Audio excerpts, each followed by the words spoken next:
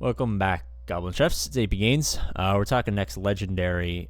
So I've had a couple of predictions over the last few months. I went from, I think my primary one was some dwarf, to then maybe Bilbo. Then they announced Dogledor, and for like 5 minutes, I was like, oh, right, like as the announcement was happening, we were acting live, and I was like, maybe a Necromancer or something. That'd be kind of cool. But I think the Dogledor faction's too new right now for the Necromancer. Also, a lot of the like CG affiliated YouTubers are predicting it, which kind of means that it's not going to happen because if they knew, they wouldn't be saying what it is. They'd be speculating what it isn't. So I imagine that for that combination, it's probably not going to be a Necromancer. The good thing is, in about 12 hours, we'll probably know, or on Thursday.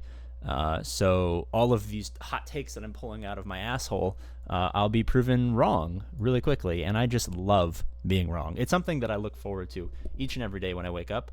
Like, how can I be as wrong as humanly possible? It's a very important part of my daily activities. So I am still, if I had like gun to my head, as Max Kellerman would say, fate of the universe on the line, Martians have the death beam, I want Iguodala, I would probably say some sort of dwarf would make, I believe, the most sense. A lot of people are saying it can't be dwarves, they have Ballin. So probably what I anticipate is they're going to do Thorin unlock of some kind with 5-star, 6-star, 7-star dwarves. Then there will be a Ballin's company and a Thorin's company, and you'll split them up, and then they'll put out a couple more marquees as time goes on, to flesh out both squads. Probably 6 to 9 months from now, we'll have 2 complete squads.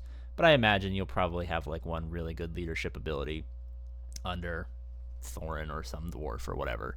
I know that's kind of a boring beta cuck answer that not a lot of people are like really passionate about for some reason. I don't know. There's no. When Elrond came out, there was fire in the bellies, and before that, when we thought it was a Witch King, there was unbridled passion, and everyone was excited. And I just feel like this next legendary, I don't know. I get the sneaking suspicion that it might disappoint us from an awesomeness perspective. I'm sure it will be really good.